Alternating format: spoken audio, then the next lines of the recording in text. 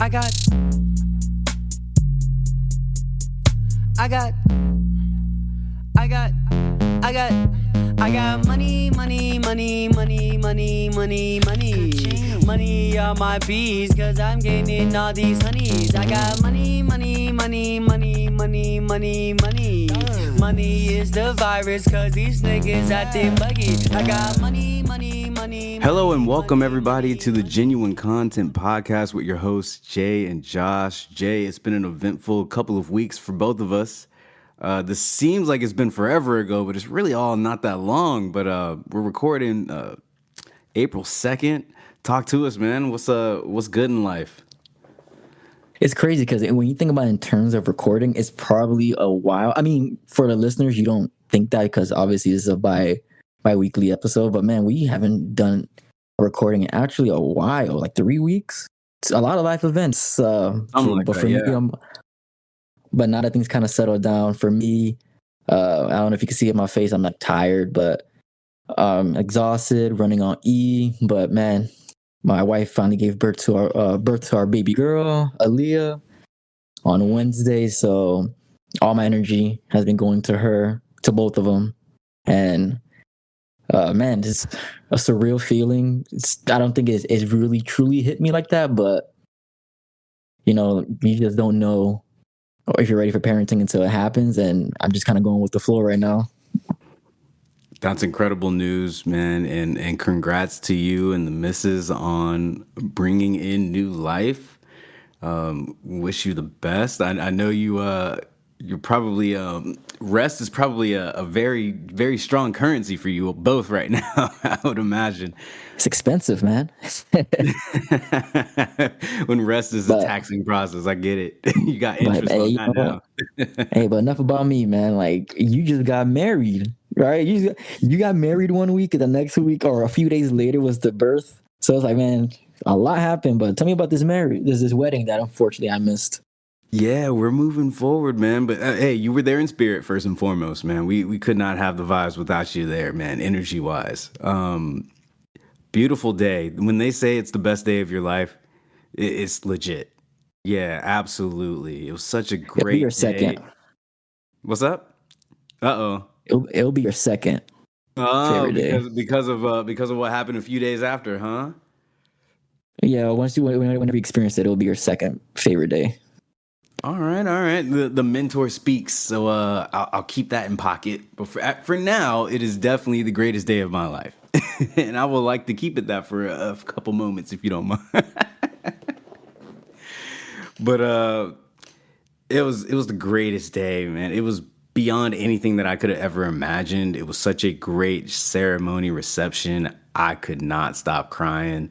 I know the running joke is the groom gonna bust out in tears? The answer is yes. I ugly cried multiple times. It was I kept it together for the most part during the ceremony, but right afterwards, when we were about to go into like photos, yeah, waterworks, faucet. And when the alcohol's flowing, that don't help either.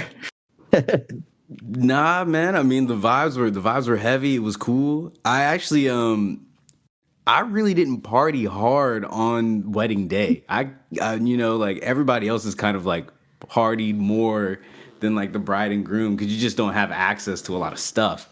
You're just moving around the whole time. Says you. Shoot, man.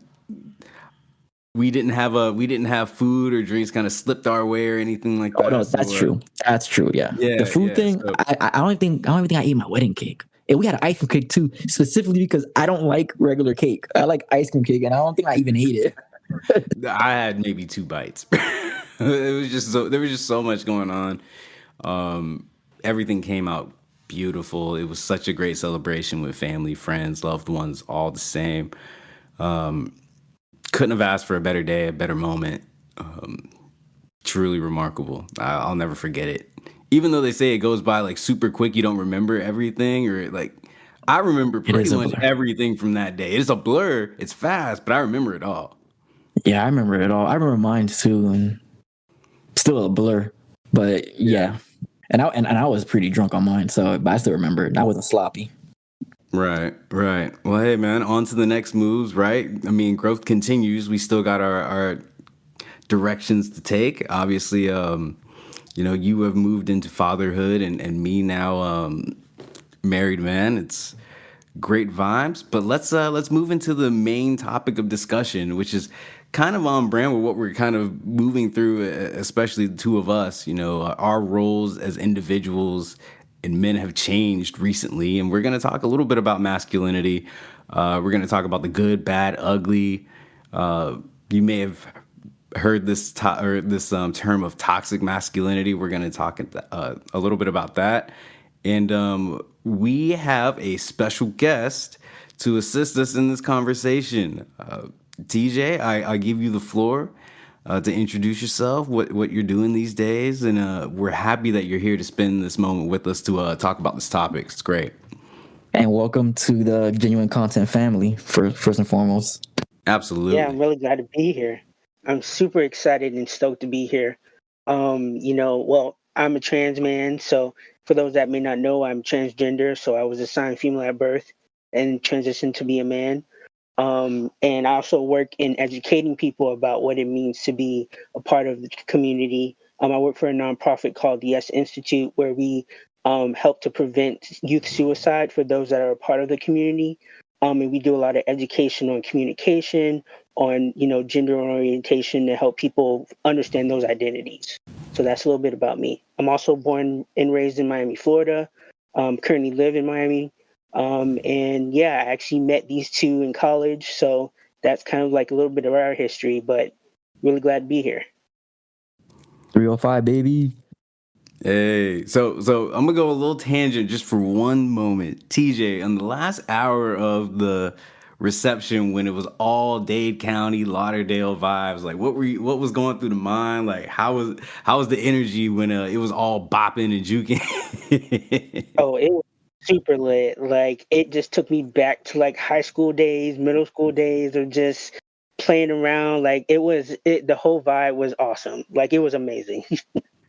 Yeah, Jay, I'm telling you, man, the DJ snapped. That last like Yeah. For sure. 35 minutes of the party, it was all South Florida vibes. It was all Tri County, man. Yo, it's never a Florida wedding without that. Especially, I think at my wedding, we did the same thing. You And have to. for, Oh and then yeah. even now, like even to this day, like if for anyone in the South Florida area, like Saturday noon, you put 99 Jams. They got the Hangover mix. I listen to Yeah. that every Saturday, man. They play all of the classics, man. Always reliving those days. Oh yeah, Even though yeah, yeah, my knees don't let me get back all the way Oh, the down. knees don't. The knees, they're done. Hey, that's the struggle we all deal with, man. We can't beat time. You already know. But DJ, if you don't mind sharing a little bit about your story when it comes to gender identity, your transition process, like what was all that like for you? And you can take it from the top or wherever you feel comfortable. Like just illuminate us on everything that you have experienced to this point. Yeah, sure. So growing up, I was kind of more of a tomboy. I played basketball. I dressed very casually, wearing jeans, t-shirts. And so, like, my mom was very much kind of like, as long as you don't do anything that gets you in trouble, I'm okay with it. And she let me express myself however I wanted to. So I did that, but I really wasn't comfortable within my own skin too much because when I tried to relate to like other girls growing up, I felt very different. Like their world was a completely separate world than mine.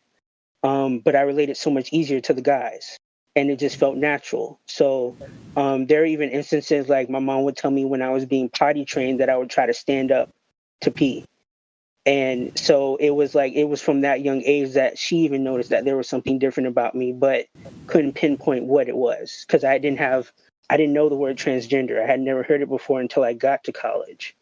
And so, in high school now everyone's having crushes on people, and I'm having crushes on girls, and just thinking that that's totally normal. I had a friend come up to me and just tell me like, "I think you're a lesbian." And I'm like, yeah, I don't know how I feel about that label. Like, so I went without identifying as anything for a very long time just because it felt really too confusing to focus on it. So then fast forward, I get to college, and I had always grew up around Greek life growing up. Like a lot of my mentors were in sororities and fraternities, so I knew about Greek life, and that was always interesting to me. So I get to college freshman year, and I'm like, okay, let me try to fit this woman box as much as I can. So like my first instinct is let me join a sorority because I see them around campus, like all the work that they do. I really think that it'll help me to figure out what's going on with me internally. So I join a sorority, have a wonderful experience, meet some amazing people, but I'm still grappling with this discomfort within my own body. So I end up going to this retreat that the university hosts, and I meet a trans guy for the first time, and that's where I learned about like gender orientation, everything. And it just blew my mind, like hearing his story of how he came about himself, and it just aligned so much with what I was struggling with. So I started doing research, looking into it, and I go, okay, being like transgender, that's like that missing puzzle piece for me. And the next step is really just to like start socially transitioning. So I started going by TJ. I cut my hair, start dressing more comfortable in the clothing that I feel comfortable in, which is more masculine presenting. And it just felt natural. It just felt like, okay, finally the way that I feel on the inside is aligning with how I look on the outside.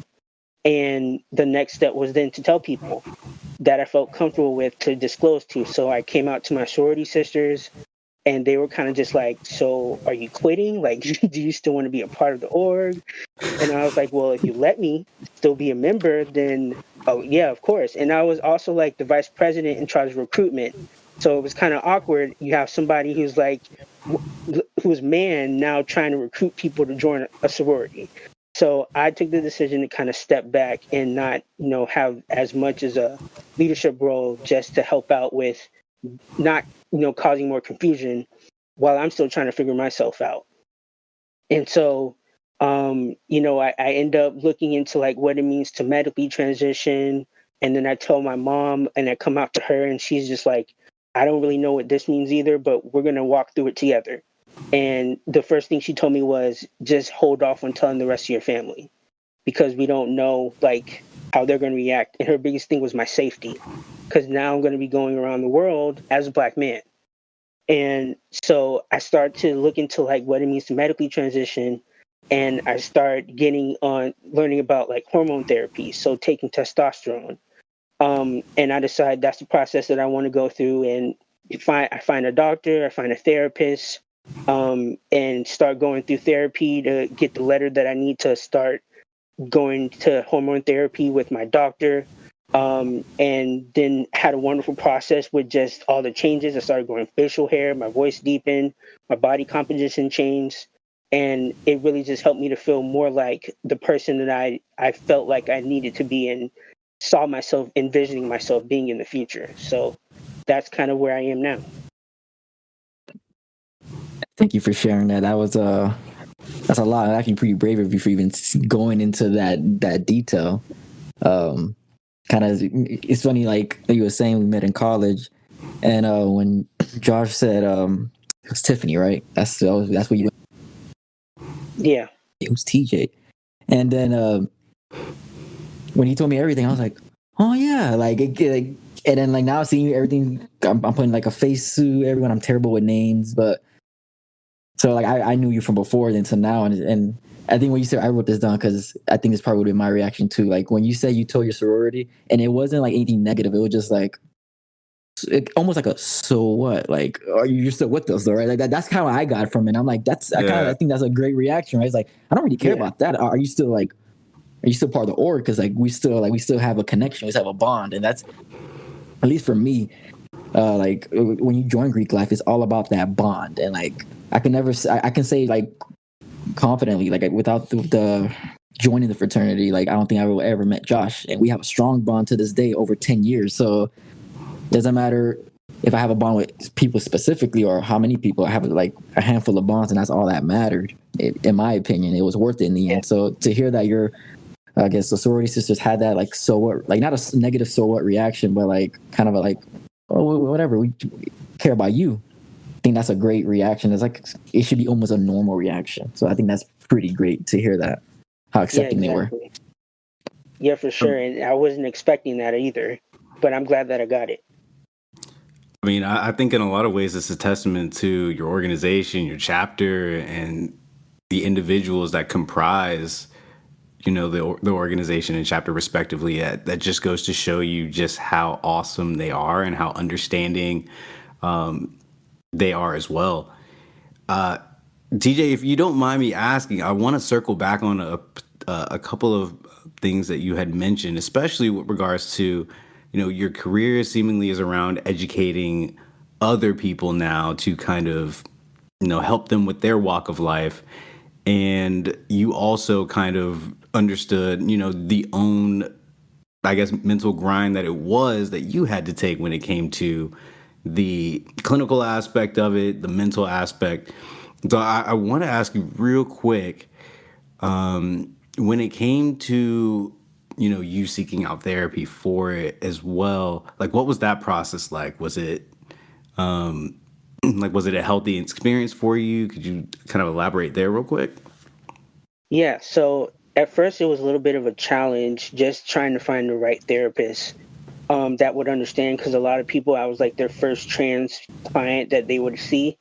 But I did eventually find the right therapist and just talk to her about everything I was going through. And she just told me, well, these are the steps if you want to medically transition. And this is what you would have to do. I would have to diagnose you with gender dysphoria and then give you a letter that you then have to take to an endocrinologist to then start the process.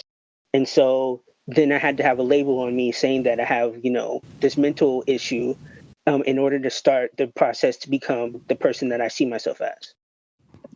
Man, I hate that. Like, I remember That's the part I in wanted my to get field, to for real. That's like really in my what I wanted to get field, like in my field, I had to study the DSM-5, and like even to this day, like, I was talking to somebody about it maybe a few weeks ago, and the fact that is gender dysphoria, right?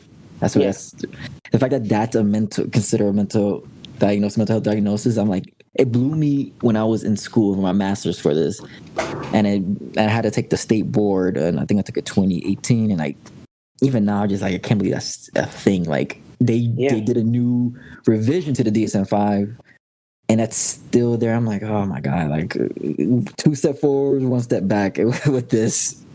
Yeah, and the way that I like to think of it is more gender euphoria, because now I know who I am, and I relate more to myself physically and mentally as well. So that's how I like to see it instead. Right. Like I like the reframing because it's a moment of self-actualization and self-awareness as opposed to the opposite that people like to label it as. So let's we've got your story and we appreciate that and thank you so much for kind of, lending that element of experience and expertise to this discussion. We have a pretty jam-packed episode. And TJ said something really good that's gonna, I think, transition very well to like the episode when he talked about masculine appearance. I wrote that down. I think that was perfectly said for this episode, which I'll let you continue more about. For sure. So we're going to get in the weeds of masculinity, toxic masculinity, and we're going to talk about it in the framework of a couple of magazine covers that have shook the social media world, if you will. Vogue magazine and Ebony magazine, respectively, have recently published magazines that have challenged masculinity in more ways than one, depending on your thoughts on the matter. I'm sure that most have seen these clippings or these photos. They're not hard to come by, even if you're not subscribed to these pages. They will come around. You've probably seen it. Jay, talk to us about the current event that we are going to be discussing, and then we'll take a deeper dive into it and what it all kind of means in the grand scheme of things. All right, thanks. Yeah, it's gonna be a great topic, and thank you again. Before we go, thank you, TJ, for being here. A different perspective is always good, especially what we strive for here in this podcast. But yeah, so a few months ago, there was I'll start with the first one. the Vogue magazine shoot came out with Rihanna and ASAP Rocky. I want to say this released either before or after. It was around the time when she announced her new pregnancy, and around that time, you see Rihanna in the front. She's leading the way, I guess, and you see ASAP with their baby, kind of taking a step back from it, and a lot of drama came behind it because it's like you're supposed to be the man of the relationship, and he's taking all this hits like, well, you're not too much of a man. You let your woman be ahead of you. You know, she's the breadwinner. Like all these things, very much the opposite of masculinity, and that was the main thing. I think that kind of was stirred the discussion. But what really, really, like, I think took it over was the Ebony shoot with Jonathon Majors. And as everyone knows or probably knows now, like Jonathon Majors, he's huge now. He's a really huge actor. He was up and coming since I knew him from The Blood 5, that Spike Lee movie on Netflix. Pretty great movie. But I think what he really got his start was from is it Lovecraft Country? Is that the name of it? I didn't watch that one. Yeah, Lovecraft Country. But that's the huge one because I know Lovecraft. That's a very popular subgenre, a lot of books, and so I think, and it was on HBO. So of course, huge. And then from there, he finally got the role of King the Conqueror in the MCU. He had these other movies. I forgot the one with the aviator one. I know me and Josh spoke off screen about. He recently did Creed 3. Awesome movie, by the way. So now that he really has a name for himself. And with the time of Creed 3, he did the photo shoot. And if you look on Ebony, he has a lot of pictures where it gets like the softer side of him, where I'm looking at one right now and it's a jacket full of pink flowers, I'm assuming roses, and he's covering him with a pink background. Or you have him with a red background and it's just his boxer underwear or something. He's holding a bunch of roses, and a lot of them are with roses. And apparently, a lot of people are calling him out, showing this quote unquote feminine side of it. He's not masculine, not tough. And I mean, he had like, I think one of the best responses to it. He was like, if you're don't question my masculinity. Like I know what makes me masculine. If you have a problem with it, maybe there's something wrong with you, or maybe you're not comfortable in your own skin, which is like perfect. So, and that's like what really kind of drove this discussion. Me and Josh, our group of friends, we know people. They'll say comments, and it's very much, in my opinion, the old way of thinking, the old masculine way of thinking.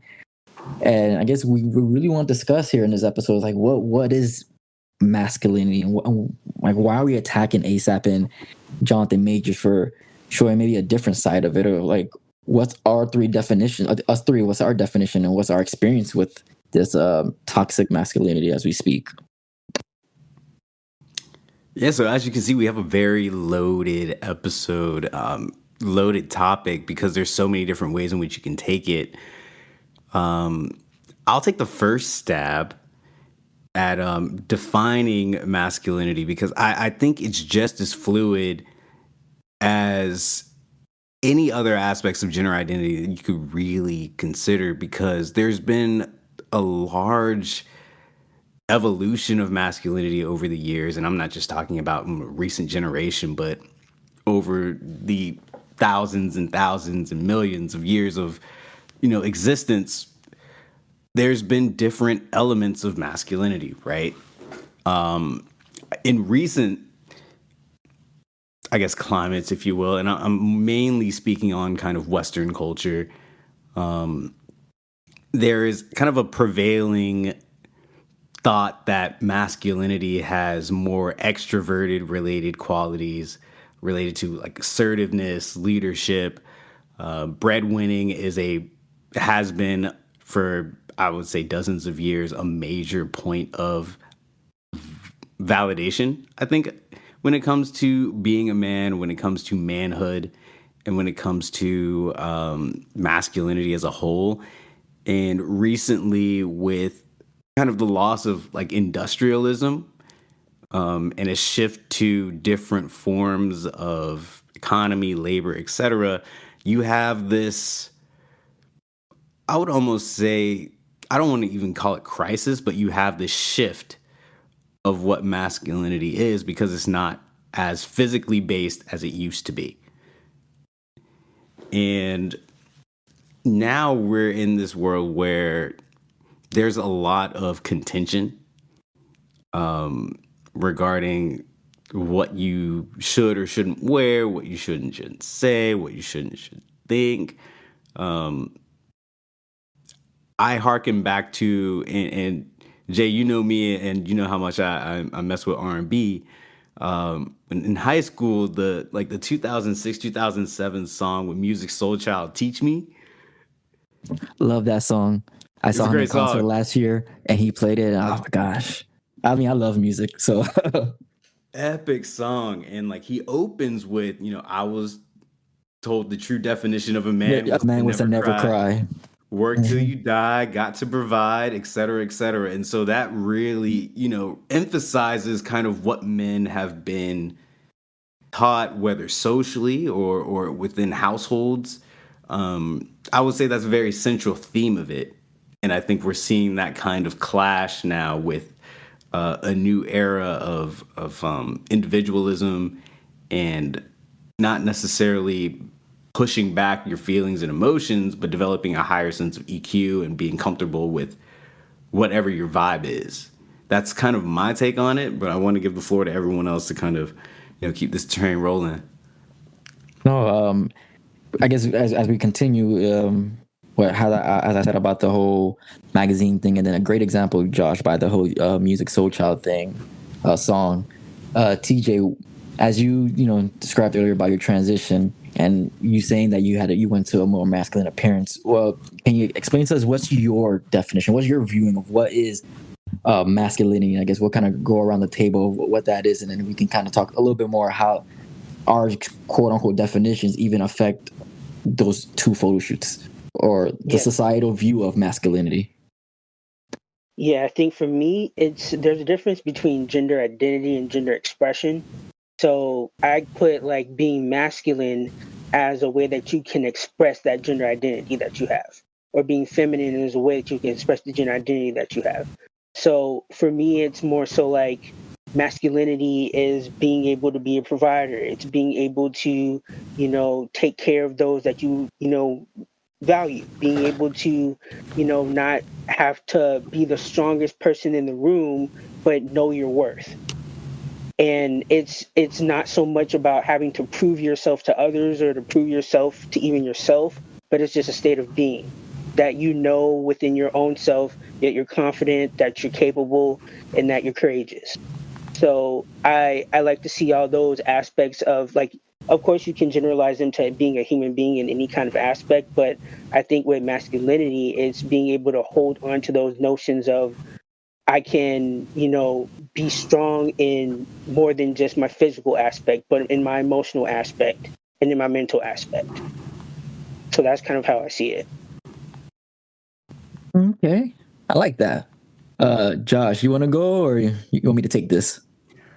Go ahead, and I'll follow up because I just spoke. So Okay, when I think about masculinity, it's twofold, right? I grew up one way, and I grew up very much, and I'm Hispanic. So for all our viewers or listeners, they don't know me or haven't seen a picture of me. I am Hispanic, so I kind of grew up in this machismo lifestyle where a lot of the men in my life, they're like from Nicaragua, so like they have this mindset where like I'm the man of the house. I take control, take orders. Kind of a little bit what Josh was describing earlier with his way of defining masculinity. So I grew up that way.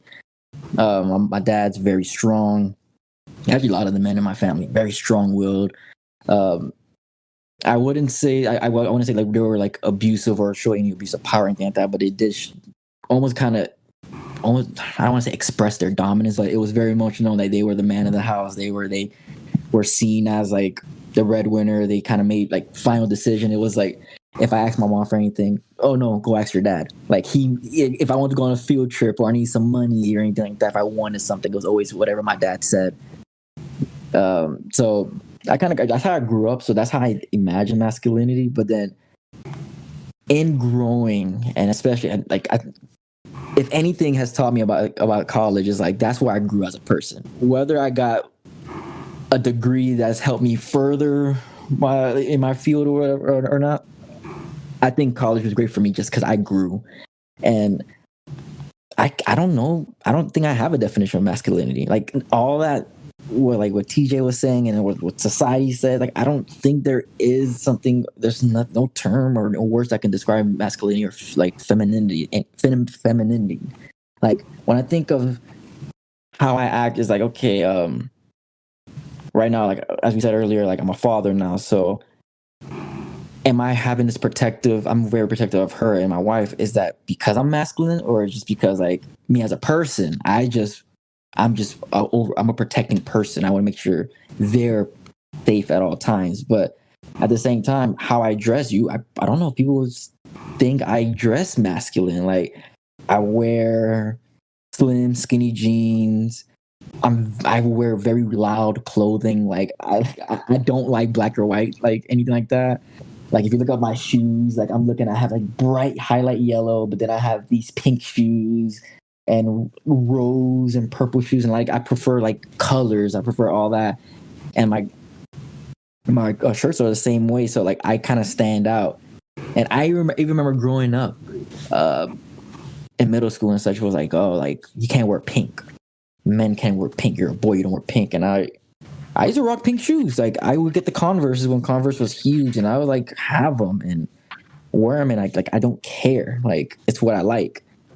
Earrings. I have six piercings, and I like not to even like. I'm not trying to like toot my own horn or anything, but I remember I got earrings before it was almost a thing. I got in 5th grade. Like it was very much like my cousin was doing it at my house, and then I walked by and it was like, "Hey Jay, you want it?" And my dad just asked him. My dad has earrings too. And he was like, "Oh, you want your ears pierced?" And I was like, "Oh, I can." He was like, "Yeah." And I had the left ear pierced first. And then I remember everybody was like, "Well, you're a boy, you're going to get your left one. If you get your right one, that's gay."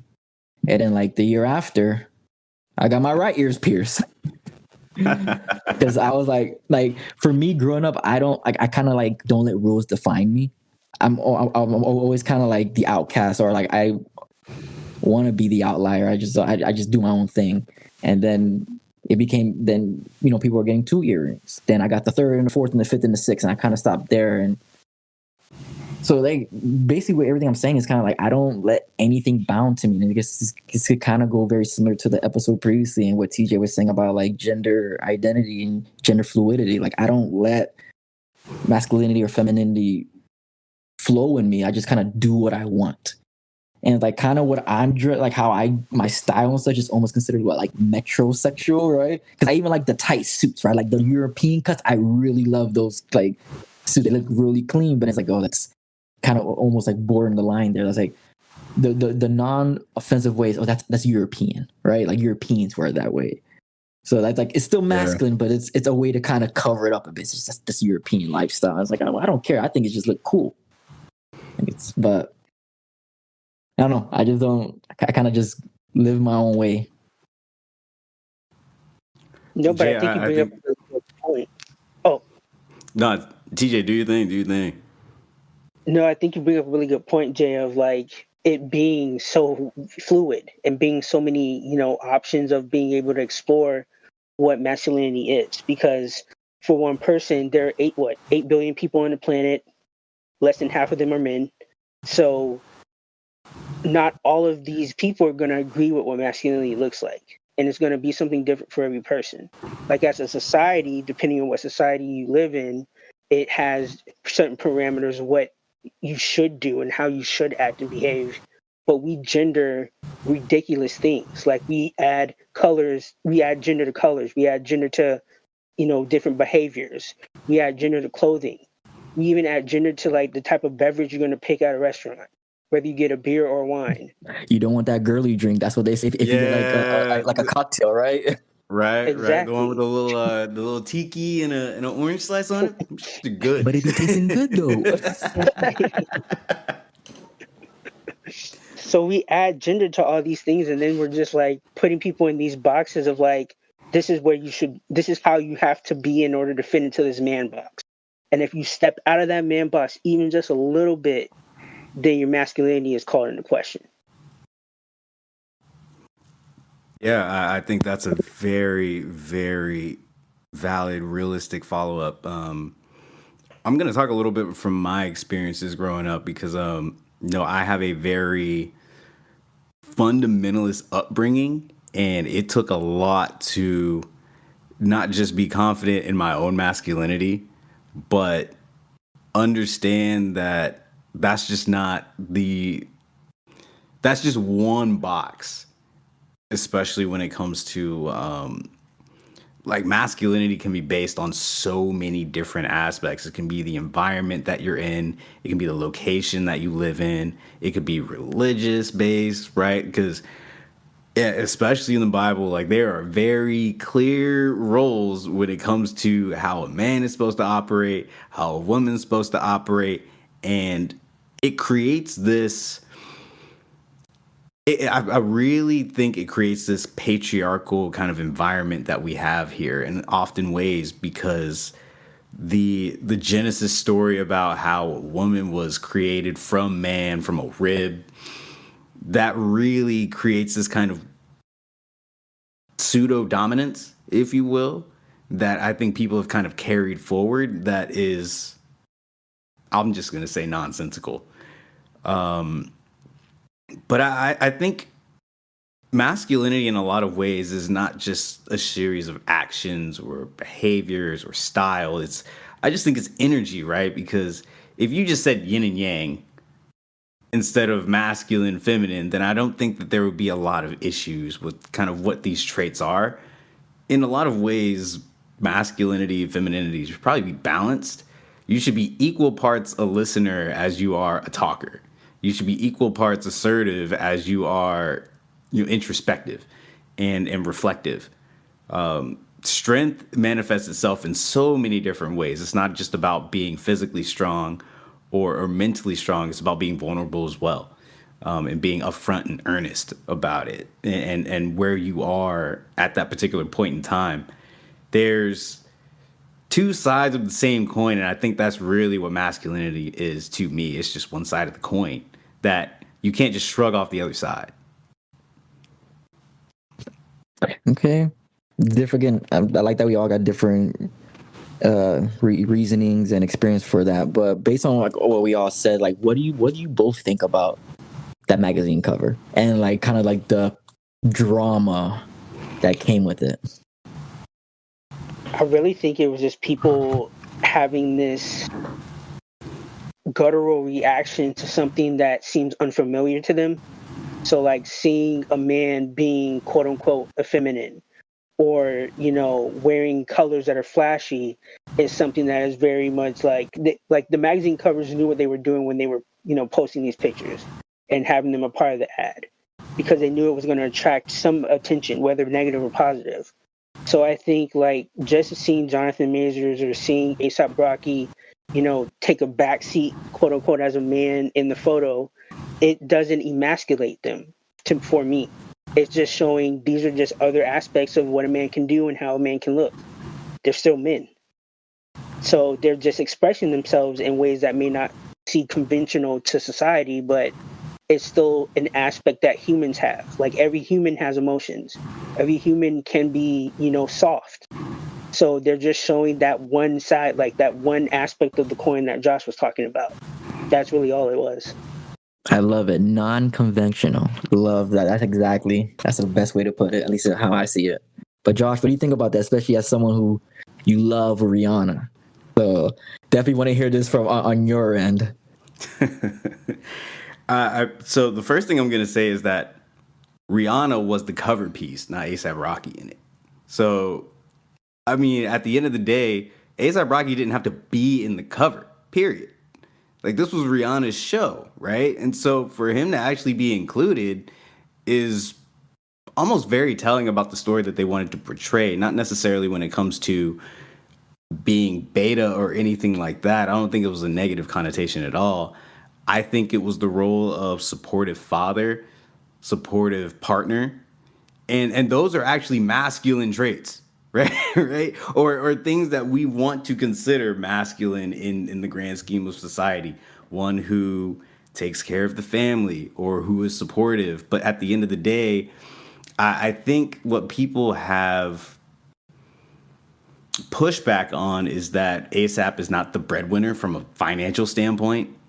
And so Rihanna being pushed as the, I guess, primary person in the cover almost brings this narrative of this agenda that black men have been constantly and consistently emasculated over the years in media.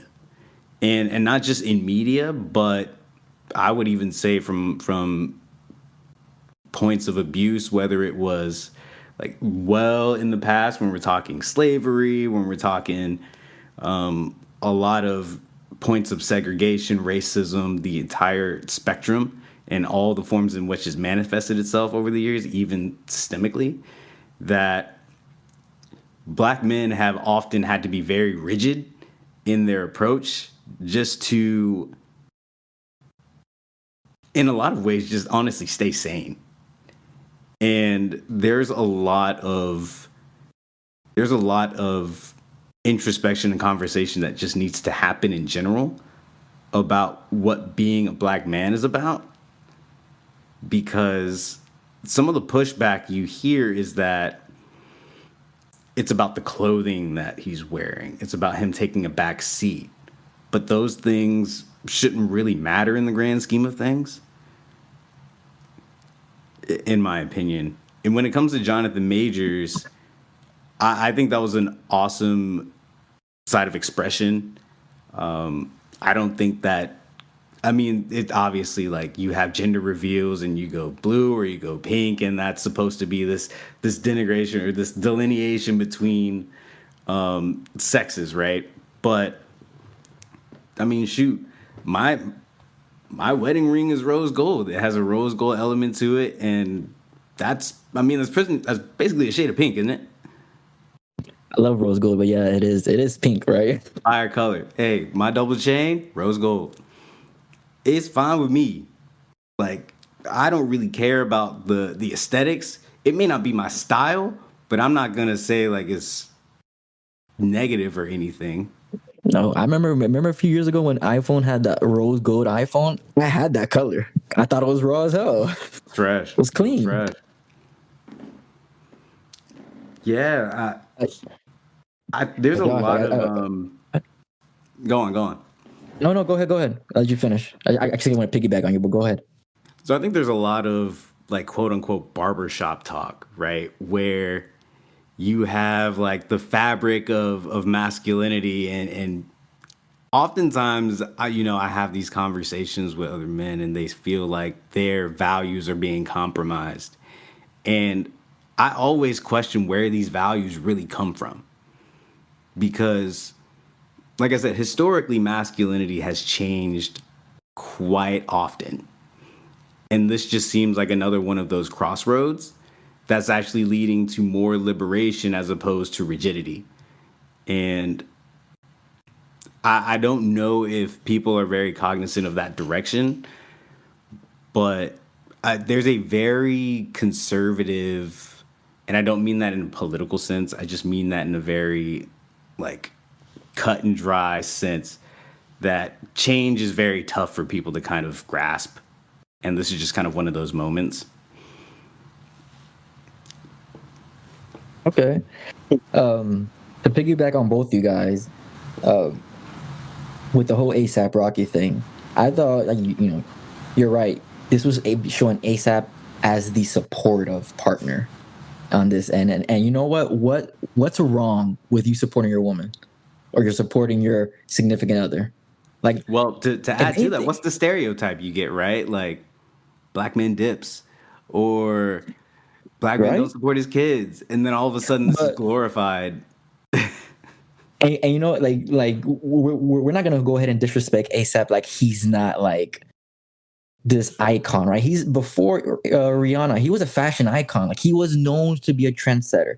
Anyone who loves Travis Scott, look back. Travis Scott bit off of ASAP with the style, right? With the whether it's clothing, braids, like look, Fact. ASAP. To me, ASAP's a trendsetter. I love ASAP, love his music, and I know he hasn't made that much music in a while, but that's because he dove into the fashion world, and so he's uber successful in his own right, and he's not being a bum or anything like that. He says, you know what, like I have probably different passive incomes, and I know that my partner Rihanna, she's uber successful, super duper successful, right? One of the few colored women billionaires, and you know what? To help her with her success, instead of hiring a nanny, I could take care of my own kid. Like, what's wrong with that? He's not like he's probably still working too, man. He's probably still doing his own thing. Mm-hmm. But because he's not the breadwinner, and that's the problem. And as we move from what I want to consider, I've never heard this before. I just thought of it as both you guys were talking. We live in a fluid society now. We're going toward a fluid society. Whether this is like gender, I know we talk about gender fluidity. Now we're talking about like masculinity, femininity. Like, what's that? Like, to me, that's fluid as well. The old way of thinking, the old mindset, the old masculine mindset, they're fighting back right now. They're very much. And great example for any of my podcast listeners who love podcasts, who like watching maybe the videos podcast as well. Listen to Fresh and Fit podcast.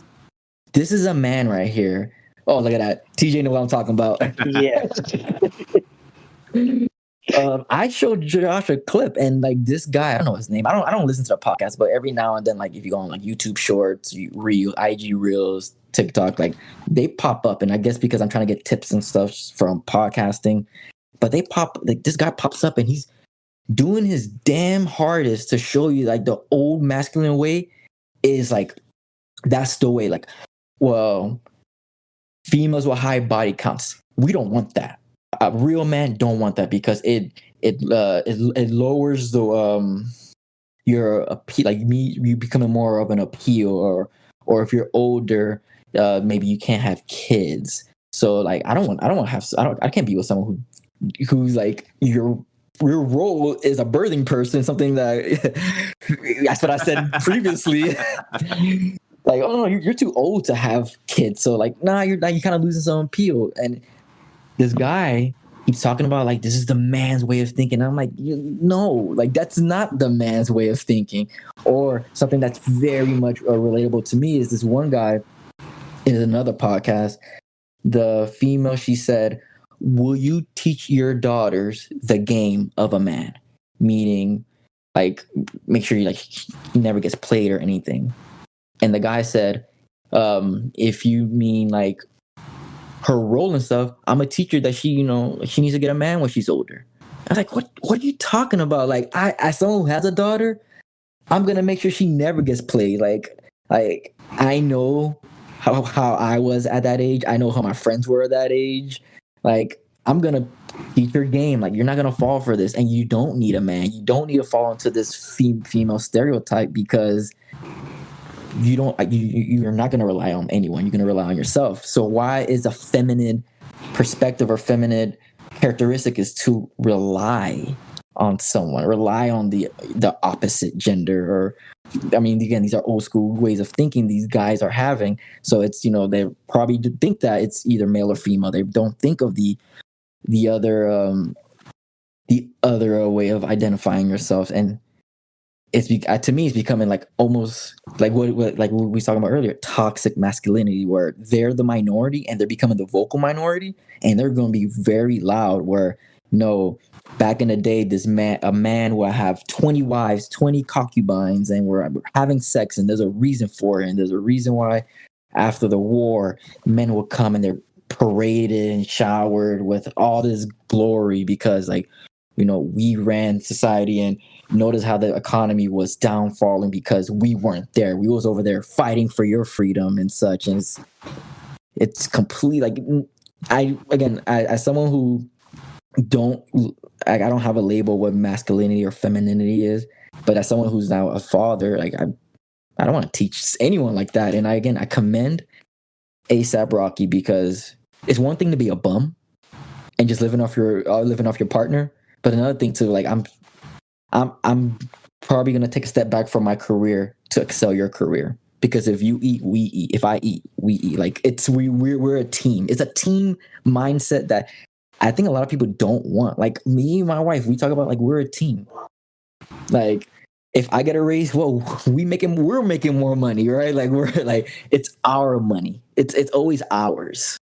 And it's like before, so I'd be like, no, like I do this or you do that, or like, the men do all the bills, right? And for me, my wife used to work at a bank, so she's really good with numbers. So it's like, okay, well, here's the money for the bills. You kind of handle that, right? But I'll kind of handle the other things. So it's just like fluid. Everything's fluid.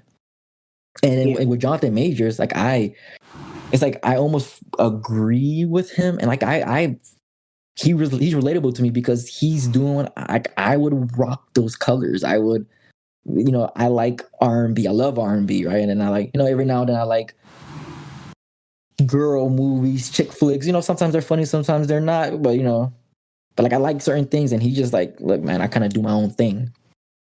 And it's funny because like everyone's talking about how bad about, like in the beginning, all the controversy, Jonathon Majors, you're soft. All the toxic males, you're soft.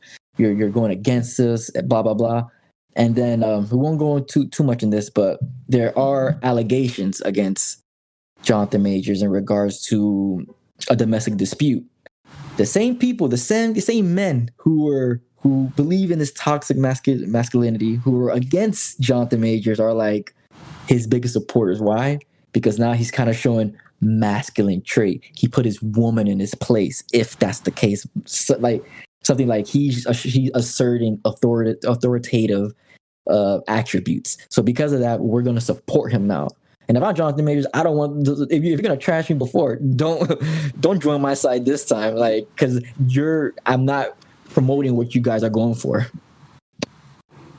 Yeah, I feel like it comes from a giant place of fear, of people being afraid of like they're going to be replaced. So even going back to like, just having ASAP Rocky being in the background of the photo, they think that women are now taking over the spotlight, and that men are not going to be able to have their spotlight back. No, you're still the majority of earning the bread. You're still being paid more than a woman gets earned. Like that's still a reality. You still have more rights than women do. So no one is taking anything away from you. You're just trying to give other people more rights and privileges. And it's not taking away from like what both of you have shared about how you view masculinity. That is what being a man is, being able to be centered within yourself, that you can, no matter what the outside looks like, it doesn't matter. Like you can express yourself however you are, because you're centered in what you stand for as a human being. And I feel like people that have to assert themselves in that way to be derogatory towards women, they have this fear of they're just not comfortable within themselves. And they have this fear of I'm going to be seen as less than because I'm not the one that's asserting myself and asserting my dominance. So TJ, what would you say to those people that you're a transgender male, and it's like, well, what do you know about masculinity? Like, what's your response to that? Since you have a different perspective than me and Josh. Yeah, I would just say that masculinity is anything that anyone can experience. It's not tied down to a body type. So the way that I experience masculinity is just going to come from different, ways of that I was brought up, because I was socialized as a girl growing up, but I still had masculine figures in my life. So I know a lot about masculinity the same way I know a lot about femininity.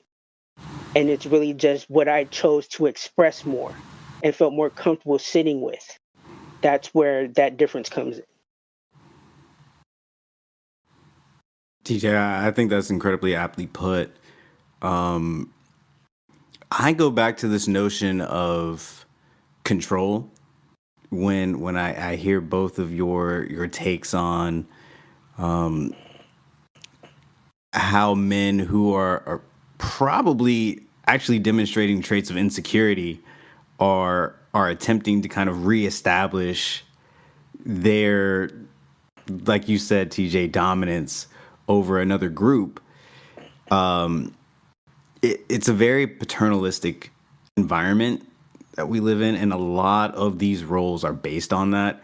And to flip even toxic masculinity, toxic femininity is largely based on toxic masculinity.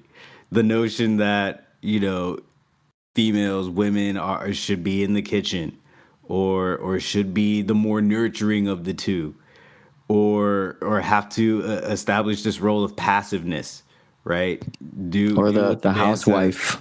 Exactly, right? Like the stay-at-home mom archetype, right? Like stay-at-home dad is almost like an insult, if you will. Which is what But people are saying about ASAP, right? Right. essentially so.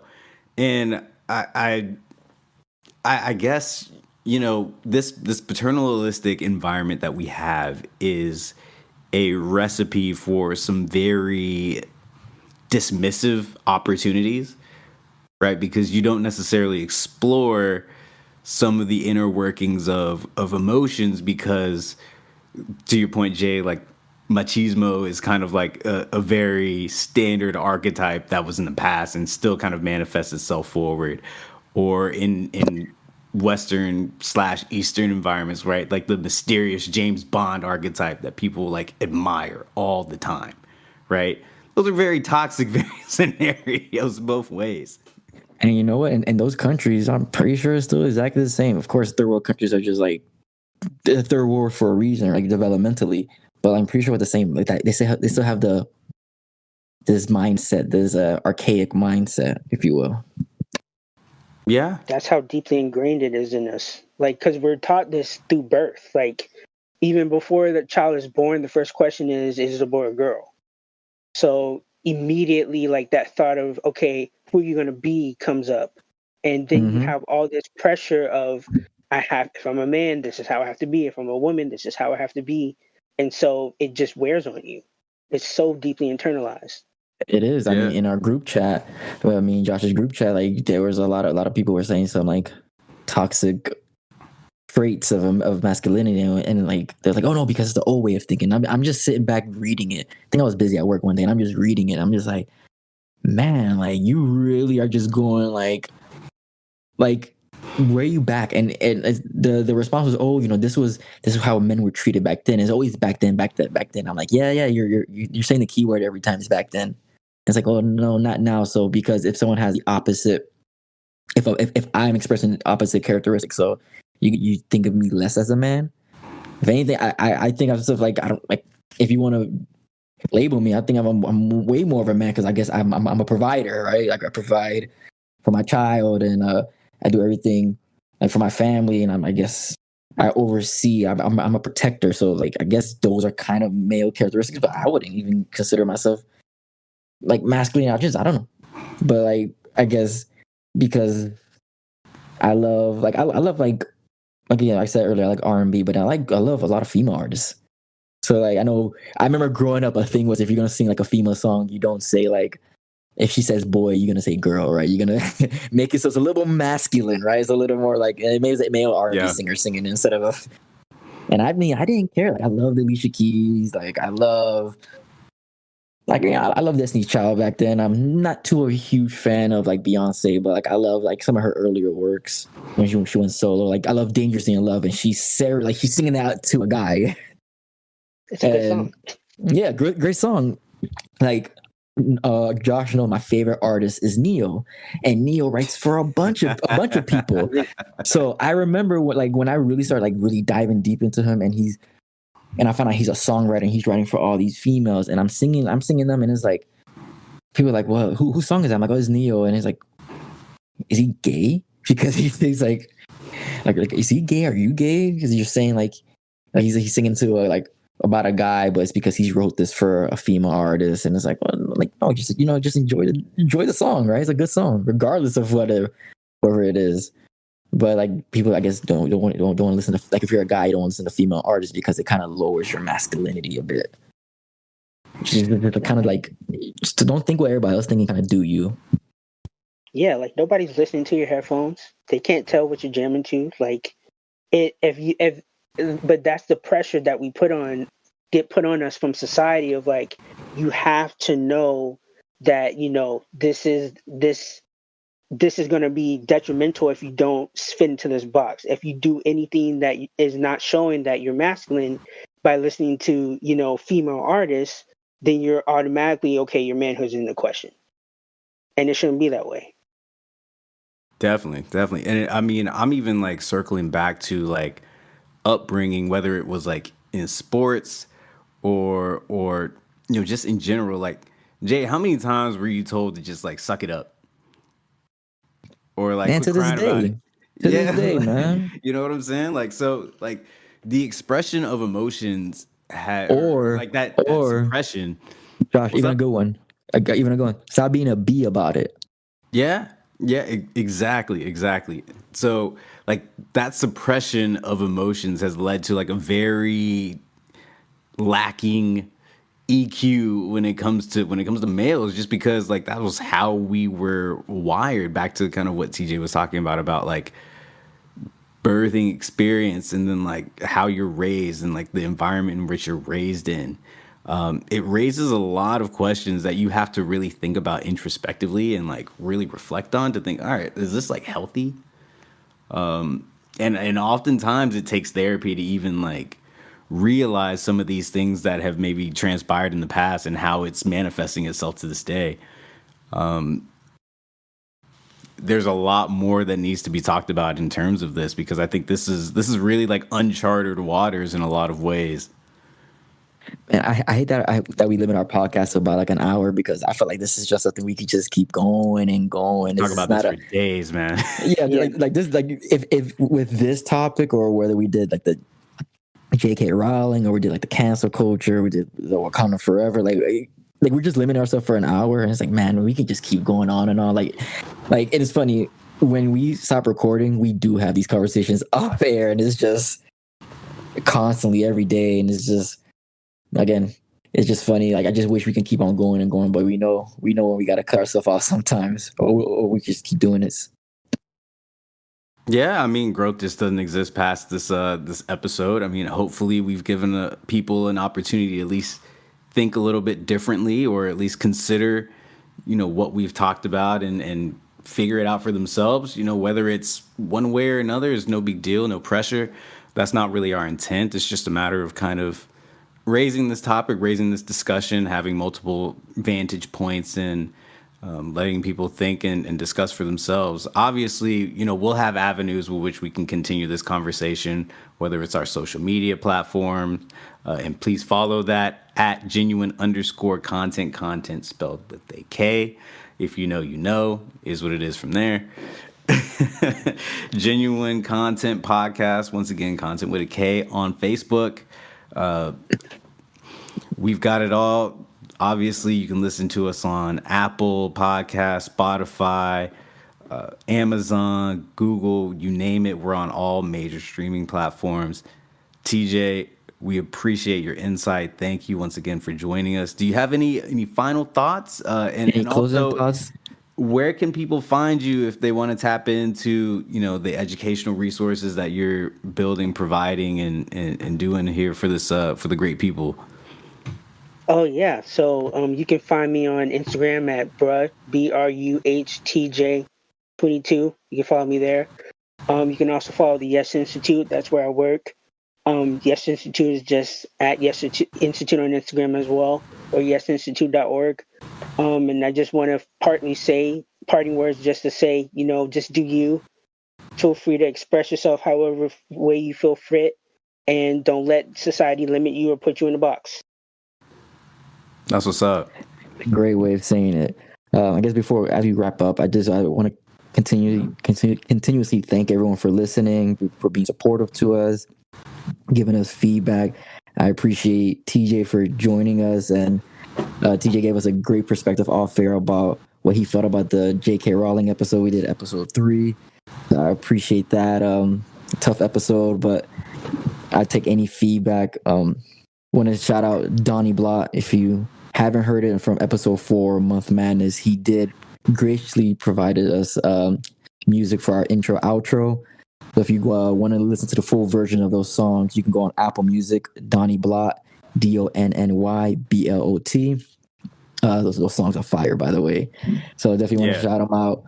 And I appreciate everyone. Just follow, like, subscribe, all that good stuff. We're going to keep on doing this, especially now that our major life events are not out the way, but as they pass and we're kind of growing accustomed to our new lifestyle, we're definitely going to be way more consistent with this. We're going to be pubbing like crazy on Instagram and all social media. So get ready for us. Yeah, it's going to be nice to have a sense of normalcy with a lot of moving parts kind of subsiding, have a chance to kind of just relax and get into the real flow of things. And so definitely expect a lot from us in the upcoming days, weeks, months. We are going full steam ahead, all gas, no breaks. Thank you all once again, to Jay's point, for listening. We hit triple digits on Spotify alone. That's a big deal for us. We take every listen with the utmost importance. Please rate. Definitely tap into us, interact with us on our social media platforms, because we want to keep these conversations going. They're very important to us. We think they're very important to society. And if you want to be a possible guest, let us know. Hit us, slide in the DMs. And then we'll. Is that masculine or feminine? That's a good question, right? The slide. No label. There it is. But definitely, hit us up. We got someone already slid in our DMs, and we have a potential episode. Maybe we'll give a sneak peek. We want to work on a possible political correctness episode, and that was just given to us by a DM. So we didn't even think about that. So we'd like to, explore that even further. But if anyone else has any ideas of an episode, or you want to join us to talk to us about a particular topic, or maybe do a part 2 to any of the release content, again, let us know. We're down for any conversation, any healthy conversations. Absolutely. We keeping it simple. We keeping it genuine. Obviously, genuine conversation, genuine vibes. Once again, this is the Genuine Content Podcast. We thank you all for listening.